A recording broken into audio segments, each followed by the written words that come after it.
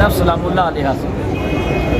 اب وہ کربلا کا دور یاد کیجئے اور کربلا سے پہلے کا دور یاد کیجئے کہ چادریں چھین لی گئی، ظلم کے ساتھ شام کے دربار میں لے جایا گیا۔ آج وہی حضرت زینب کے نام سے لوگوں کے سروں میں چادریں دی جا رہی ہیں، آج حضرت زینب کے نام سے لوگوں کو کپڑے بانٹے جا رہے ہیں، آج لوگوں کے سروں پر اوڑھنیاں دی جا رہی ہیں۔ تو یقیناً حضرت زینب کا جو مقصد تھا وہ مقصد سیدہ زینب ایجوکیشن فاؤنڈیشن کے ذریعے پورا کیا جا رہا ہے۔ کہہ سکتے ہیں کہ 22 بچے ایسے ہیں جو حفظ کی طرف منہ ہے، جس کا 1 پارہ ہوا ہے، 2 پارہ ہوا ہے۔ ایک بچہ ایسا ہے جو گریجویشن کر رہا ہے، مسلسل 6-7 سال اسکول کو بھی جا رہا ہے، رات کو 8 سے 9:30 تک حفظ کر رہا ہے۔ آج اس کے 22 پارے حفظ ہیں۔ آپ سوچ سکتے ہیں کہ بھئی صرف اسٹڈیز کرنا ہے کہ مدرسہ سید زینب میں بچے دینی تعلیم کے ساتھ دنیاوی تعلیم بھی ہے، لیکن دینی تعلیم میں کوئی پیچھے نہیں ہے۔ اور میں نے دھارا پورم میں ایک جگہ پہ گیا تھا کوئمبتور میں، جہاں پہ شام کو جو بڑے عمر والے لڑکے ہیں یا بزرگ لوگ ہیں وہ شام کو آ کے سرٹیفکیٹ کورسز کر رہے ہیں دینی تعلیم میں، اور کئی لوگ ہیں جو قرآن ابھی سیکھ رہے ہیں۔ میں چاہتا ہوں کہ آپ کے مادھیم سے، آپ کے میڈیم سے اس کو پرچار کریں۔ لوگ جو ابھی قرآن نہیں سیکھے ہیں یا سیکھے ہیں حفظ نہیں کیے ہیں وہ بیداری پیدا کریں۔ شام کو ٹی وی دیکھ کے یا واٹس ایپ کر کے یا جا کے دکانوں میں بیٹھ کے ادھر جا کے ادھر جا کے آپ سمجھ سکتے ہیں کہ جو بچے ادھر آ رہے ہیں غریب سے غریب طبقے والے بھی ہیں، امیر سے امیر لوگ بھی ہیں۔ کوئی غریب نہیں بول سکتا کہ میرا بچہ نہیں بھیج سکتا، کیونکہ 70% یہاں بچے جو آ رہے ہیں سب غریب لوگ ہیں، اور امیر یہ نہیں کہہ سکتے کہ ہم نہیں بھیج سکتے، کیونکہ 30% ایسے لوگ ہیں جو اچھے کھاتے پیتے مالدار لوگ ہیں جو اپنے بچوں کو بھیج رہے ہیں قرآن مجید کا حفظ کرنے کے لیے۔ میں چاہتا ہوں کہ یہ اور جگہ پہ جہاں پہ مدرسے چل رہے ہیں وہ صرف بچوں کو کھانے پینے کا انتظام کر کے حافظ یا قاری یا عالم بنا رہے ہیں۔ میں چاہتا ہوں کہ وہ ایک شعبہ اوپن کرے جو اپنے محلے کے لوگوں کو بھی دین کی بیداری پیدا کرے۔ فاؤنڈیشن ریاست کرناٹک کا نہیں، سارے ہندوستان کا ایک واحد مدرسہ ہے۔ آپ تمام دیکھ چکے ہیں، انسانیت کی خدمات کے لیے، خاص و خاص قوم و ملت کی خدمات کے لیے۔ کرونا کے وقت آپ دیکھ چکے ہیں، آپ تمام ہمارے ساتھ رہ چکے ہیں۔ جب کرونا آیا تو ایسا ماحول تھا کہ لوگ آدھا لیٹر دودھ لینے کے لیے باہر نہیں جاتے تھے۔ ایسے موقع پر جو ہے سیدہ زینب ایجوکیشن فاؤنڈیشن کے چیئرمین اور بانی اللہ جتی خامد صاحب اور نائب چیئرمین محترمہ تحسین آرا صاحبہ، ان کی قیادت میں 25 لوگوں کی ایک ٹیم ہے نا، سارے ریاست کرناٹک میں نہیں، ہندوستان کے کونے کونے میں جا کر ہزاروں کا اناج تقسیم کیا، ہزاروں کے لوگوں کے لیے اناج تقسیم کیا، پکا ہوا کھانا تقسیم کیا، کپڑے تقسیم کیے، اور ایک پیک میں جو ہے ایک پیک ایک گھر کو دے رہے تھے، اس میں 5 سے 6 آدمی کھا رہے تھے۔ ایسی خدمت کردہ ایک ادارہ ہے سیدہ زینب ایجوکیشن فاؤنڈیشن۔ اہل بیت کانفرنس، جشن عید میلاد النبی کانفرنس، جشن 11ویں شریف کانفرنس، حضرت خواجہ غریب نواز کانفرنس، سالانہ میڈیکل کیمپس، ڈینٹل کیمپس، ہر طرح کے جو قومی خدمات ہیں وقت ضرورت ہے، اور جو ہے روبرو پروگرام ہم دیکھ رہے تھے کہ ٹیلرنگ کلاس کے لیے لڑکیاں آ رہے تھے ہمارے قوم کے، فارم بھرتی کر رہے تھے، فارم میں لکھا ہوا تھا کہ 40 سال کی عمر ہے، 40 پر 5 سال کی ہے، 50 سال کی ہے، ایک کالم بتایا گیا تھا کہ شادی شدہ ہے یا بے شادی شدہ ہے۔ بہت سارے ہمارے قوم کے لڑکیاں 40 سال کی عمر ہے، شادی نہیں ہوئی تھی، بے شادی شدہ کالم میں لکھا ہوا تھا۔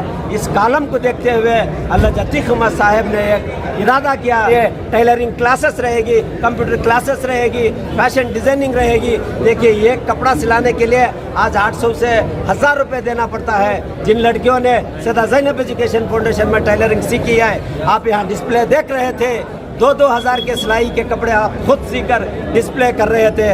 یہ قوم کے لیے ضروری ہے۔ ان پروگرام کو آپ کی خدمت میں ہم دے رہے ہیں۔ آپ تمام سے میڈیا لوگوں کے ذریعے سے میں گزارش کروں گا کہ تمام محلوں کو اس کو بتا دیجیے، یہ تمام خدمات آپ کے لیے فری رہیں گے، مفت رہیں گے۔ جو بھی پروگرام سیدہ زینب ایجوکیشن فاؤنڈیشن آپ کے دماغ میں آئے گا، آپ کی خدمت میں اللہ جتی خامد صاحب نے اس کو بالکل فری کر دیا ہے۔ انشاءاللہ تا قیامت تک یہ سیدہ زینب ایجوکیشن فاؤنڈیشن کے پروگرامس آپ کی خدمت میں فری رہیں گے. اور آپ بھی یہ بتا تو سورج کو دیکھ سکتا ہے؟ آپ لوگ سورج کو دیکھ سکتے ہیں؟ کوئی ہے؟ بولیے ہاں یا نہیں؟ بولیے نہیں. لیکن اگر سورج کو کوئی دیکھنا چاہے، دیکھ تو نہیں سکتے مگر دیکھنا چاہے، تو سائنسدانوں نے ایک طریقہ بتایا. ایک میرر لیں گے، ایک آئینہ لیں گے. کیا لیں گے؟ آئینہ. آئینہ سمجھتے ہیں؟ میرر. ایسے ہم نے آئینے کو رکھ دیا. چوتھے آسمان پہ سورج چمک رہا. اب اس آئینے میں جو چیز نظر آ رہی ہے یہ سورج ہے یا کیا ہے؟ بولیے کیا ہے؟ سورج تو چوتھے آسمان پہ. سورج کہاں ہے؟ چوتھے آسمان. اس آئینے میں کیا ہے؟ سورج کا جلوہ، سورج کا عکس ہے. لیکن جو چوتھے آسمان پہ تھا اس آئینے میں نظر آیا کہ نہیں؟ جو چوتھے آسمان پہ تھا جو تمہاری آنکھیں دیکھ نہیں سکتی تھی مگر آئینے میں یہ سورج کو تمہاری آنکھیں کسی نہ کسی طریقے سے دیکھ سکتی ہیں. اس آئینے کے بغل میں ایک آئینہ اور رکھا ہے اسی سے متصل. اس آئینے کے بغل میں ایک آئینہ اور رکھا ہے. 4 آئینے رکھے، 5 آئینے رکھے، 6 آئینے رکھے، 50 آئینے رکھے. سورج آسمان پہ ایک چمک رہا ہے مگر ایک آئینے سے ہوتا ہوا سورج 50 آئینے میں نظر آ رہا ہے.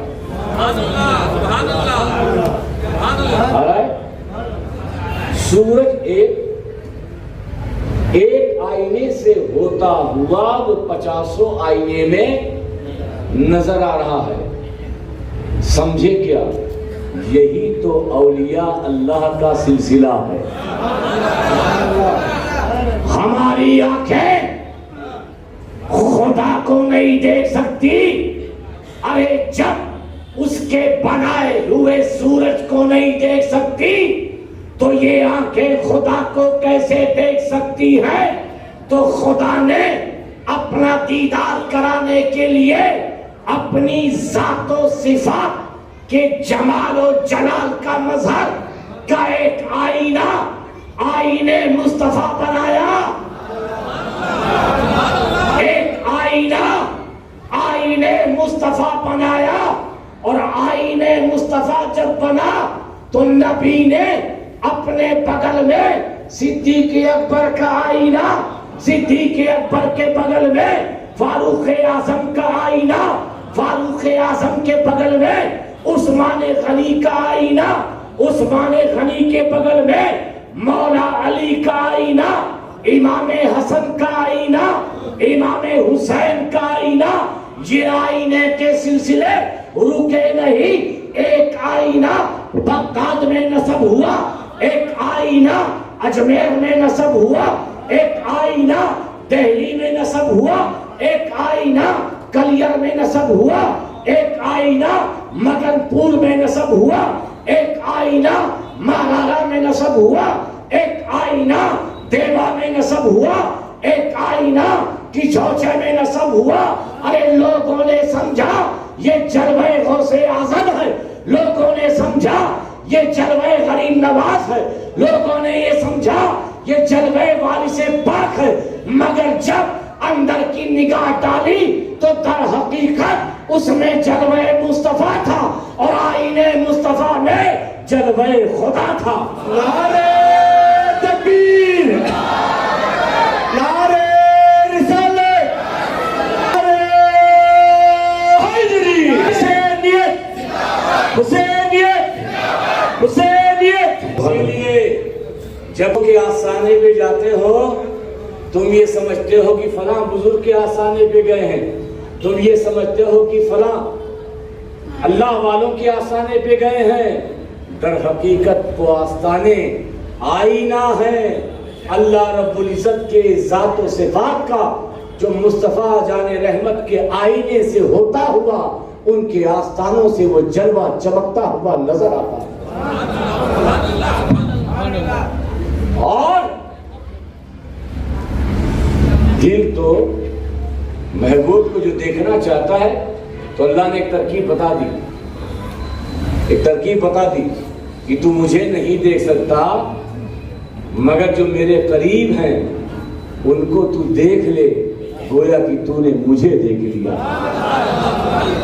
مگر یہ عشق, یہ محبت بڑی عجیب ہے, یہ چاہت بڑی عجیب چیز ہے.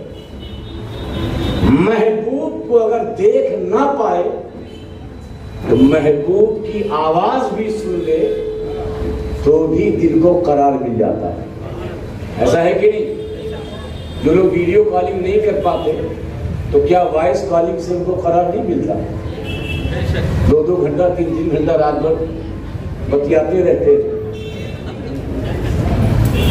ویڈیو کالنگ کا موقع نہیں مل پاتا, تب بھی ان کو قرار ہو جاتا ہے, رات گزر جاتی ہے. تو محبت اگر دیکھے نا تو سن بھی لے محبوب کی آواز کو تب بھی اس کے دل کو قرار مل جائے. ایک بزرگ تھے حضرت میاں محمد, کیا نام تھا؟ میاں, پاکستان کے بہت مشہور بزرگ ہیں. یہ مستجاب الدعوات ولی تھے, یعنی جو بھی دعا مانگتے تھے کوئی بھی دعا اللہ تعالیٰ رد نہیں فرماتا, پوری کر دیتا. اتنے اللہ کی بارگاہ میں محبوب تھے. خلق خدا کی بھیڑ, کسی کو بچہ نہیں ہے, کسی کی دکان نہیں چل رہی ہے, کوئی مصیبت میں ہے, کوئی پریشانی میں ہے, کوئی بیمار ہے, کوئی قرضدار ہے, سب آتے حضور آپ اللہ سے دعا کیجئے میری پریشانی دور ہو جائے. میاں محمد ہاتھ اٹھاتے اللہ کی بارگاہ میں دعا کرتے کہ فلاں آیا ہوا ہے بڑا پریشان ہے, اللہ تعالیٰ اس کی پریشانی دور فرما دے. اللہ جو ہے اس کی پریشانی دور کر دے. مگر پرابلم یہ تھی کہ حضرت میاں محمد خود بیمار رہتے, خود بیمار رہتے اور ان کو بار بار کھانسی آتی, بار بار کھانسی آتی. گھر میں کوئی نہیں تھا, صرف والدہ تھی. تو والدہ نے بار بار کہا بیٹا تو لوگوں کی ضرورتیں پوری کرتا ہے, تو اللہ کی بارگاہ میں دعا کرتا ہے, لوگوں کی پریشانیاں دور ہو جاتی ہیں, تو اپنے لیے کیوں نہیں دعا کرتا؟ اپنے لیے دعا کر لے تاکہ تیری یہ پریشانی دور ہو جائے. تو حضرت میاں محمد بات آتی اور ٹال جاتی, مگر ماں کا دل جو ہے وہ ماں کا دل ہوتا ہے. آپ دیکھیں چھوٹا سا بچہ بیمار ہو جائے اور خاص طور سے کھانسی آنے لگے رات میں تو ابا تو بستر لے کے چھت پہ چلے جاتے ہیں, تو سنبھال, تو نے پیدا کیا ہے تو سنبھال, میں تو چلا دوسرے کمرے میں. ماں بیچاری ہوتی ہے وہ کروٹ بدل کر کے اگر کھانسی آتی ہے شہد پلاتی ہے, ادرک کھلاتی ہے, رات بھر جب تک اس کی کھانسی رک نہیں جاتی تب تک ماں کو قرار اور ماں کو چین نہیں آتا.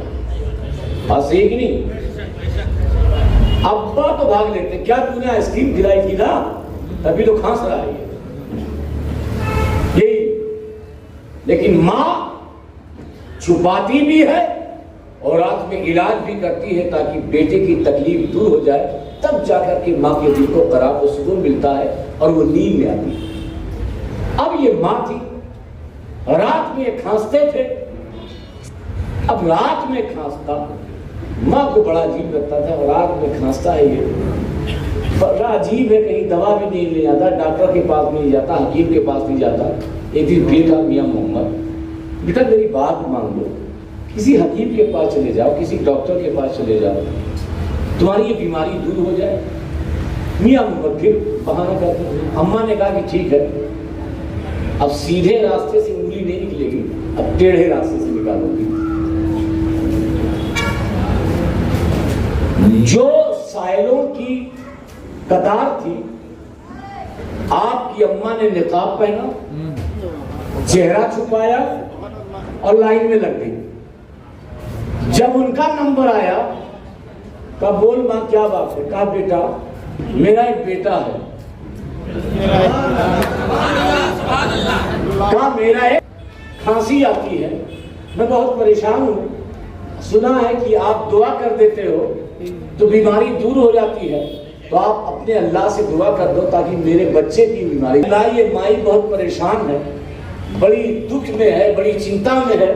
مولا اس بچے اس ماں کی پریشانی جو اس کے بچے کی کھانسی آتی ہے دور فرما دے. ماں چلی گئی، رات ہوئی، میاں محمد کی کھانسی غائب. میاں محمد کی کھانسی. اب جو بات کہنا چاہتا ہوں وہ کچھ اور ہے، اب پوری توجہ. کھانسی غائب ہوئی تو خوش ہونا چاہیے کہ چلو میری کھانسی ختم ہو گئی. رات بھر میاں محمد بے قرار. فجر کا وقت آیا، اپنی ماں کے پاس گئے. کہا امی جان ایک سوال کرنا چاہتا ہوں، اس کا جواب دے دیجیے. کہا بیٹا کیا بات ہے؟ ایک بات بتائیے، آج جو لائن میں ایک عورت آئی تھی اور اپنے بیٹے کے کھانسی کے لیے اس نے دعا کروایا تھا، امی جان صحیح بتاؤ وہ تم تھے؟ کہا بیٹا میں کیا کرتی، جب تم مان ہی نہیں رہا تھا تو میں نے یہ طریقہ نکالا، میں نے یہ راستہ نکالا. تو حضرت میاں محمد نے کہا ماں تو نے صحیح نہیں کیا. توجہ ماں تو نے صحیح نہیں کیا، تو کچھ بھی کر لیتی، وہ سب برداشت تھا، مگر ماں جو تو نے یہ کیا ہے میرے ساتھ اچھا نہیں کیا. ماں سوچ میں پڑ گئی، بیٹا میں ماں ہوں، میں نے تیرے بھلے کے لیے کیا اور تو کہتا ہے کہ اچھا نہیں کیا. بیٹا بات کیا ہے؟ تو ناراض کیوں ہو رہا؟ تیری آنکھوں میں آنسو کیوں ہے؟ تو درد سے کرا کیوں رہا؟ تو بے چین کیوں ہے؟ تو حضرت میاں محمد نے جواب دیا ماں بات یہ ہے کہ جب مجھے کھانسی آتی تھی تو رات کے آخری پہر میں میرا پروردگار مجھ سے پوچھتا تھا میاں محمد تیرا حال کیسا ہے؟ آج رات آئی کھانسی نہیں آئی، میرے رب نے میرا حال نہیں پوچھا. ماں جو لذت خدا کے کلام کو سننے میں تھی وہ مصیبتوں کو برداشت کرنے میں نہیں. ہزاروں مصیبتیں برداشت، کھانسی برداشت، بیماریاں برداشت، مگر جب خدا ایک بار کلام فرما لیتا تھا تو سارے درد دور ہو جاتے تھے، سارے غم دور ہو جایا کرتے تھے. نعرہ تکبیر، نعرہ رسالت، حسینیت، غوث کا دامن، خواجہ کا دامن، امہ اہل سنت. سبحان اللہ. جو محبوب کو دیکھنے میں، محبوب کو سننے میں ملتا ہے، بڑی سے بڑی تکلیفیں گوار ہے. اسی لیے کربلا میں حسین نے ہر تکلیف برداشت کر لی. میرے آقا حسین علیہ السلام نے خاندان کو لٹا دیا، علی اصغر کی قربانی برداشت کر لی، پورا کنبہ لٹا دیا، صرف اس لیے کہ خدا کی رضا اس قربانی میں ہے، اس ایثار میں ہے. حسین نے سب کچھ قربان کر دیا. تو دیدار میں جو مزہ ہے، میری بات آپ سمجھ لیں گے نہیں؟ بولیے ہاں. حضرت موسیٰ علیہ الصلوۃ والتسلیم، آپ کو پتا ہے میں واقعی کی طرف نہیں جاؤں گا، بار بار کہتے ہیں رب مجھے اپنا جلوہ دکھا دے، تو مجھے دکھا دے. لن ترانی، اے موسیٰ تو مجھے ہرگز نہیں دیکھ سکتا. قرآن میں پورا واقعہ ہے کہ رب نے اپنی تجلی، اپنی وہ بھی پوری تجلی نہیں، اپنی تجلی کا ایک حصہ دور پہ ڈالا، دور ریزہ ریزہ ہو گیا اور جو طور پہ اس کی چمک ریفلیکشن ہوا وہ حضرت موسیٰ نے دیکھا. تجلی نہیں دیکھی, تجلی طور پر پڑی, ریفلیکٹ ہوئی. اس ریفلیکشن کو موسیٰ نے دیکھا. موسیٰ بے ہوش ہو کر گر گئے. ہوش آیا تو 40 میل کی دوری پر کالے پتھر پر کالی چینٹی بھی اب حضرت موسیٰ کو نظر آنے لگی. اب حضرت موسیٰ کی آنکھ ایسی ہو گئی کہ اگر حضرت موسیٰ کی آنکھ کو کوئی دیکھ لیتا تو اس کی آنکھوں کا نور چلا جاتا. تو جب وہ دور کے جلوے کو دیکھا تو حضرت موسیٰ نے پٹی باندھی, دونوں آنکھوں میں پٹی باندھی. پٹی باندھ کر کے گھر آئے. گھر جب پہنچے تو بیوی نے کہا موسیٰ یہ کیا, آنکھوں میں پٹی لگا کے آئے کیوں ہو؟ کہا شریک حیات بات یہ ہے کہ آج میں نے رب کے جلوے کا عکس جو پہاڑ پر پڑا میری آنکھوں نے دیکھا, اور اس کا عالم یہ ہے کہ اگر کوئی میری آنکھ کو دیکھ لے تو آنکھ والا بھی اندھا ہو جائے. میں نے اپنی آنکھوں کو چھپا کے رکھا ہے تاکہ لوگ اندھے نہ ہوں. تو بیوی ضد کرنے لگتی ہے, ہوتا ہے نا, چاہے نقصان ہو چاہے فائدہ ہو دکھاؤ. میاں جتنا روکیں گے بیوی اتنا ہی کہے گی دکھاؤ. حضرت موسیٰ نے کہا بیگم مت دیکھو, تمہاری آنکھ چلی جائے گی, اس کو تم برداشت کرنے کے قابل نہیں ہو. بیوی بھی چالاک تھی, عقل مند تھی. ہے موسیٰ اللہ نے 2 آنکھیں دی, اللہ نے 2 آنکھیں دی ہیں. ایک بند کر لوں گی, ایک سے دیکھوں گی. ایک چلی گئی کوئی بات نہیں, ایک تو رہے گی. اب بیوی کی جب ضد ہوئی تو کہا کہ حضرت موسیٰ نے اپنے چہرے سے نقاب اور آنکھوں سے پٹی کو ہٹایا. اب پوری توجہ. جیسے ہی حضرت موسیٰ کلیم اللہ علیہ السلام کی بیوی نے حضرت موسیٰ کی آنکھ کو دیکھا, فوراً ان کی ایک آنکھ کی روشنی چلی گئی. جب آنکھ کی روشنی چلی گئی تو کوئی اور بیوی ہوتی, ارے اللہ موسیٰ میری آنکھ گئی. مگر حضرت موسیٰ کی بیوی نے کیا جواب دیا؟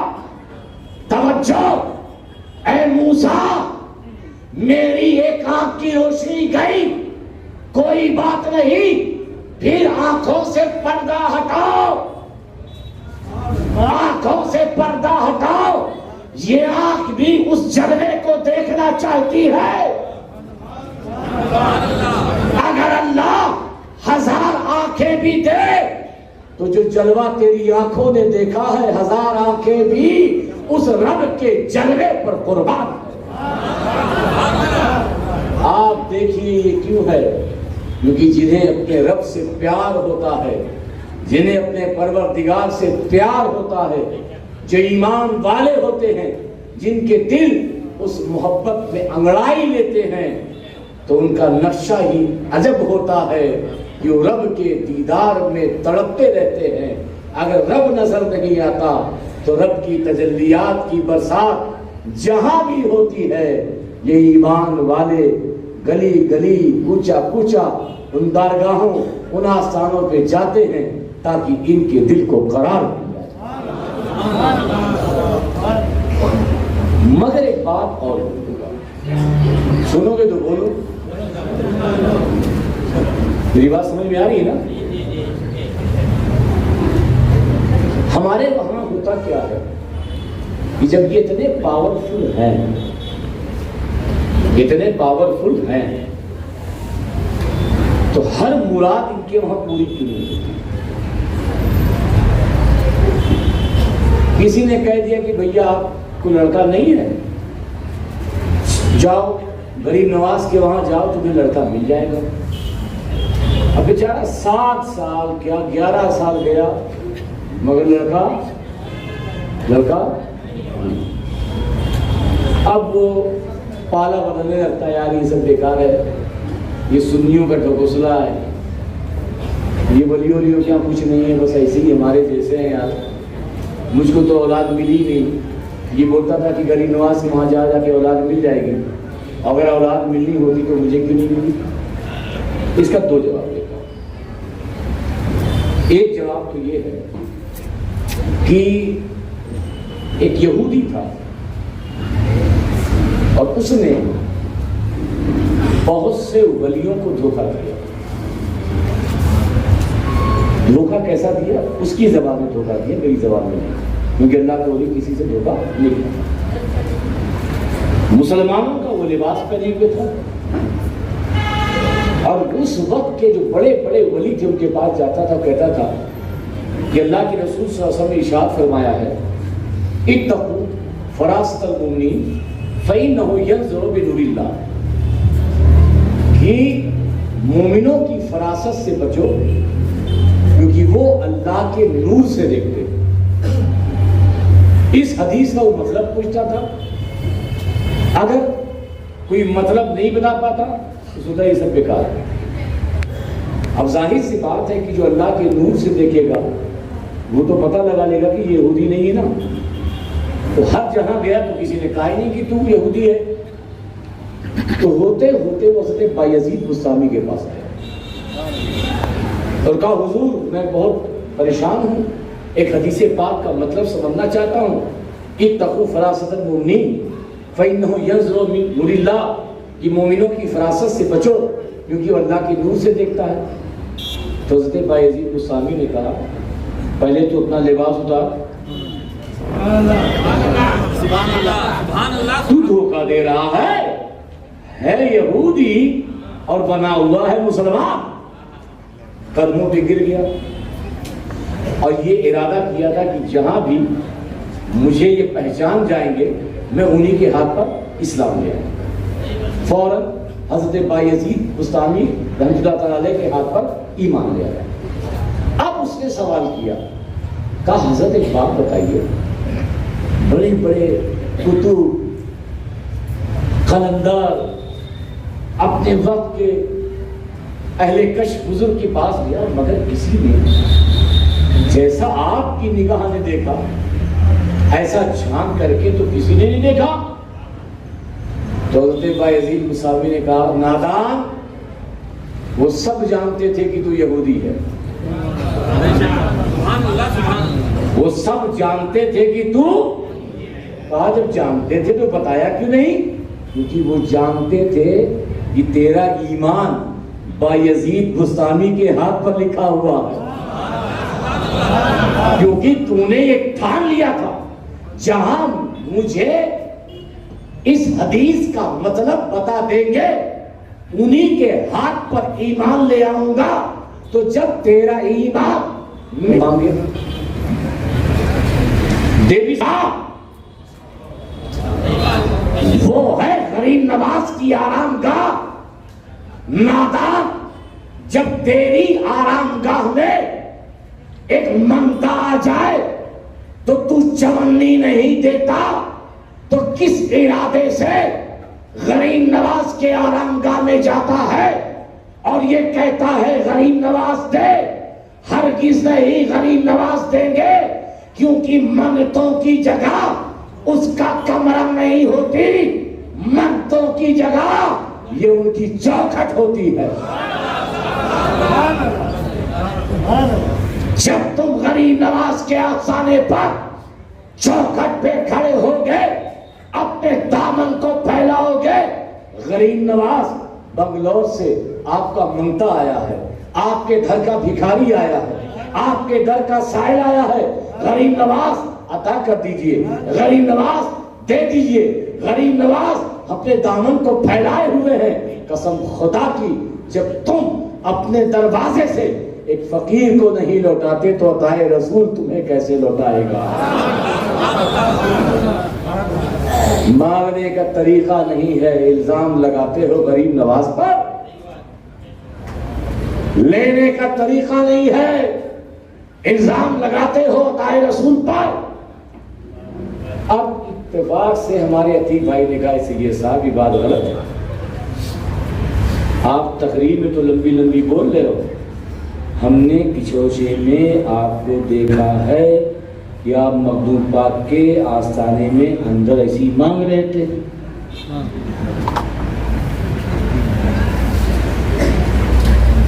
اندر آپ مانگ رہے تھے، آج آپ بنگلور آئے اور آپ کو مانگے کوئی آیا مٹھائی کا ڈبہ لے کر، آستانے کے اندر جاؤ مگر پھولوں کا تحفہ، قرآن کا تحفہ، سورہ فاتحہ کا تحفہ، چاروں کل کا تحفہ، قرآن کی آیات کا تحفہ پیش کرو، یہ تحفہ اندر پیش کرو، اور جب مانگنا ہو تو چوکھٹ پر آ کر منگتے بن کر غریب نواز سے مانگو۔ نہیں، بیوی تانا دینے لگی، کیسے ہو جی، زندگی ڈھل رہی ہے، شمع بجھ رہی ہے، کم موت آ جائے، کم سے کم کسی اللہ والے کا ہاتھ تھام لو، مرید ہو جاؤ۔ اب میاں کو آ گیا تیش، کہا بیگم آج رات اس وقت تک واپس نہیں آؤں گا جب تک کسی کو پیر نہ بنا لے، جب تک کسی کو پیر نہ بنا لے۔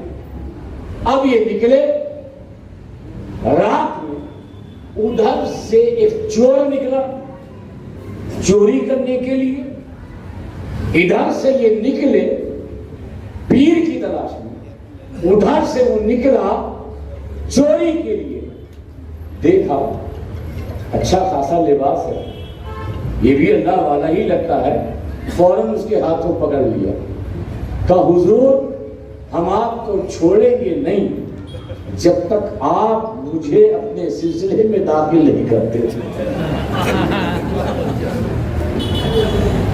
کہا یار تو عجیب آدمی ہے، ایک بچ گیا ہے، کہا میں پیر نہیں ہوں، کہا نہیں میں نے تو اب ٹھان لیا جو اس راستے سے آئے گا اسی سے مرید ہو جانا ہے، بیوی کا تانا روز کیوں سنو، اب آپ یہی مرید کیجئے، آپ کے علاوہ میں کسی اور کو شیخ بناؤں گا نہیں۔ کہا نہیں میں اچھا آدمی نہیں ہوں، میں نیک آدمی نہیں ہوں، پیر جو ہے اچھے آدمی ہوتے ہیں، نیک ہوتے ہیں، پرہیزگار ہوتے ہیں، متقی ہوتے ہیں، میرا اس سے کوئی تعلق نہیں، میں کسی اور دنیا کا، کسی بھی آپ دنیا کے ہو، ابھی اسی وقت آپ مرید کیجیے۔ اب بحث ہو رہی ہے، تکرار ہو رہی ہے، یہ کہہ رہے مرید کیجیے، وہ کہتا میں نہیں کرتا، کہا میں نہیں، اب رات بھی ڈھلتی جا رہی ہے، اب اسے کرنا ہے چوری، اسے کرنا ہے چوری، اور ادھر پکڑے ہوئے اس کے دامن کو، بھیا مرید بنا لو، مرید بنا لو، مرید بنا لو۔ وہ بھی چالاک تھا، کہا اچھا آپ مجھ سے مرید ہونا چاہتے ہو؟ جی حضور۔ کہا جو مرید ہوتے ہیں اپنے پیر کا کہنا مانتے ہیں؟ کہا جی۔ کہا ایسا ہے کہ تم یہی مجھے انتظار کرتے رہنا، یہی میرا انتظار کرتے رہنا، میں کہیں سے آؤں گا تب تمہیں مرید بناؤں گا۔ اب بیچارے بیٹھ گئے کہ ہمارے پیر صاحب گئے ہیں، ابھی آدھی ایک گھنٹے کے بعد آئیں گے، مگر پیر صاحب تو چوری کے لیے نکلے تھے۔ ایک گھر میں کودے، صاحب خانہ کو آواز آئی کہ آیا ہے کوئی، آیا ہے کوئی۔ ادھر صاحب خانہ کوئی اور کھانے والا نہیں تھا، اور گھر والا نہیں تھا، صاحب خانہ محبوب سبحانی، محبوب سبحانی سرکار شیخ عبد القادر جیلانی غوث پاک کا گھر تھا۔ ادھر حضرت خضر علیہ السلام ایک ابدال کی موت پر حاضر ہوئے، کہا عبد القادر کسی ابدال کا انتقال ہو گیا ہے، آپ اس کی تقرری فرما دیں۔ آپ نے کہا اے چور، اے چور، آیا ڈر کے بارے جی حضور۔ کہا کچھ ملا؟ کہا حضور کچھ نہیں ملا۔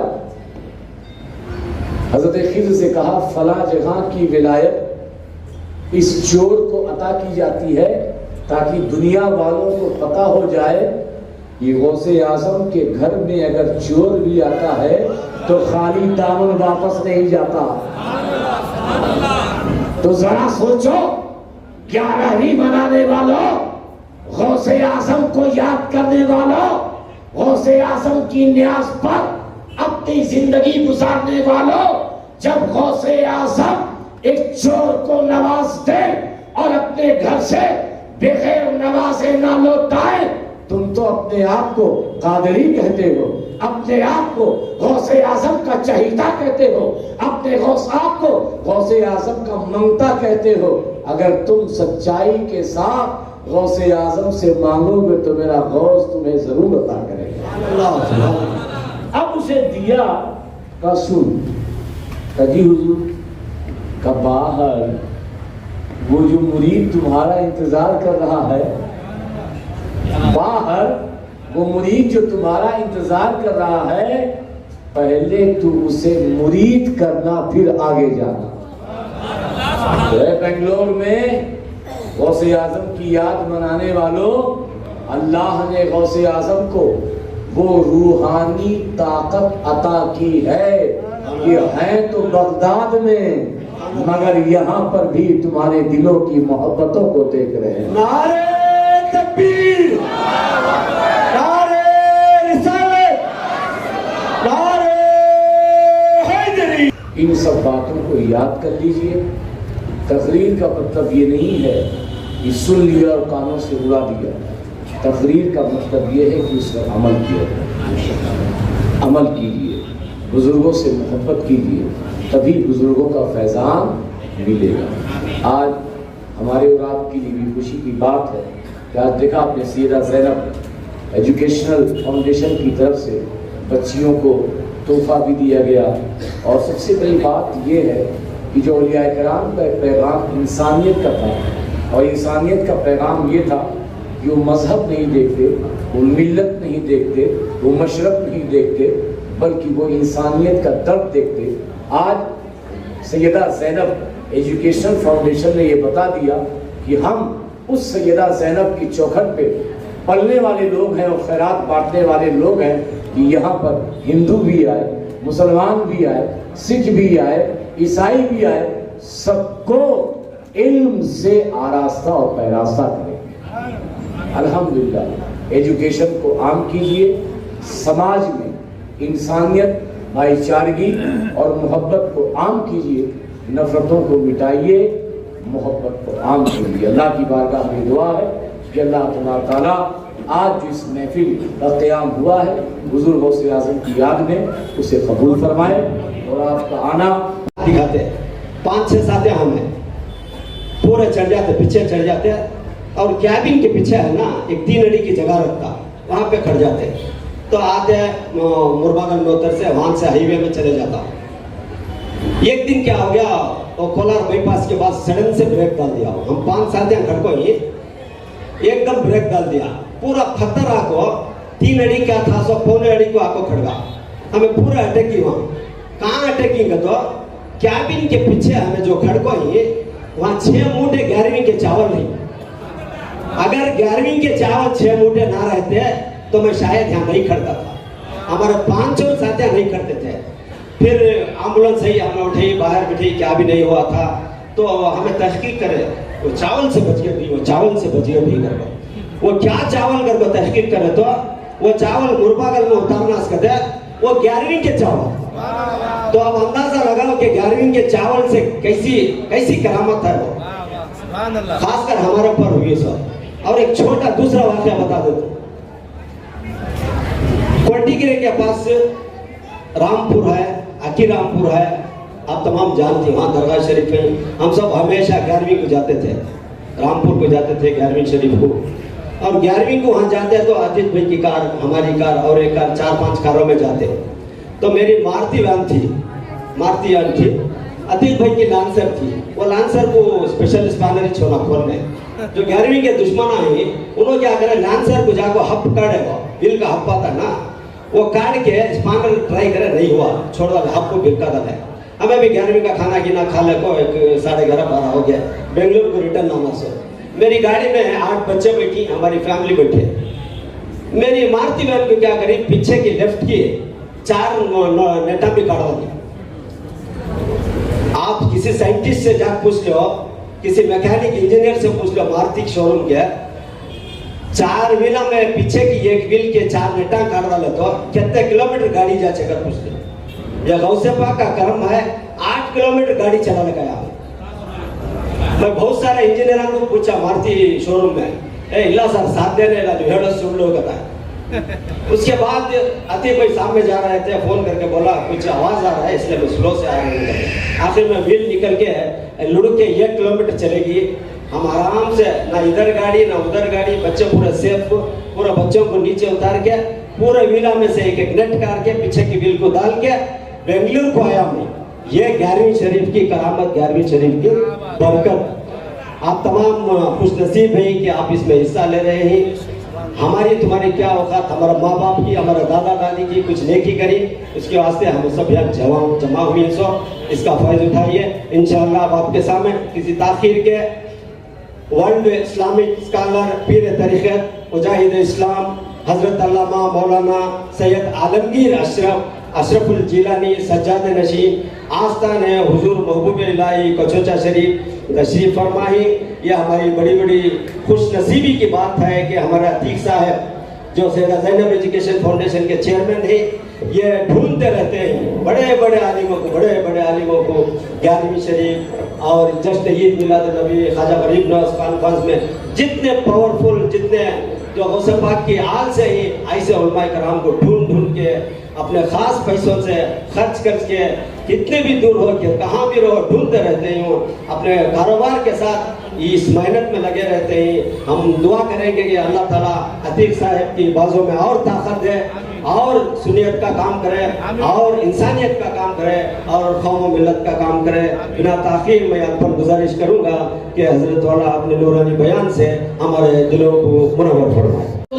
वसल्लम की शान और सैयदना गौसे आजम की शान, 2 बातें जल्द से जल्द मैं बताकर गुफ्तगू को समेट लेना चाहता हूँ। क़यामत का मंजर होगा, नफ्सी नफ्सी का आलम होगा, तमाम उम्मती परेशान होगी। हर उम्मती हजरत आदम अलैहिस्सलाम की बारगाह में जाएगी और कहेगी अल्लाह के नबी आप अल्लाह की बारगाह में दुआ कीजिए ताकि अल्लाह आपका जो है आपकी दुआ से हमारी शुफाअत करे। हर नबी के पास हजरत आदम तस्लीम से लेके हजरत ईसा तस्लीम तक तमाम अंबिया इकराम की बारगाह में हर उम्मती जाएगी। हर नबी का जवाब यही होगा इज़हबू इला गैरी, दूसरे नबियों के पास जाओ, दूसरे नबी के पास जाओ। कसम रब्बे कायनात की हजरत ईसा अलैहिस्सलाम सिर्फ एक ही जवाब देंगे इज़हबू इला मोहम्मद, यानी प्यारे आका सल्लल्लाहु अलैहि वसल्लम की बारगाह में जाओ। अरे जब तमाम उम्मती तमाम नबियों के पास जाकर जो है गमगीन होगी, परेशान हाल होगी, तो सरकार दो आलम सल्लल्लाहु अलैहि वसल्लम तशरीफ लाएंगे और आवाज देंगे अना लहा, ऐ मेरे उम्मतियों घबराते क्यों हो, मैं आ गया हूँ तुम्हारी शिफाअत करने के लिए। और तारीख में लिखा है सरकार दो आलम सल्लल्लाहु अलैहि वसल्लम अपनी उम्मती को लेके अल्लाह की बारगाह में सजदा करेंगे तो अल्लाह ताला कहेगा ऐ महबूब सजदे से सर को उठाओ।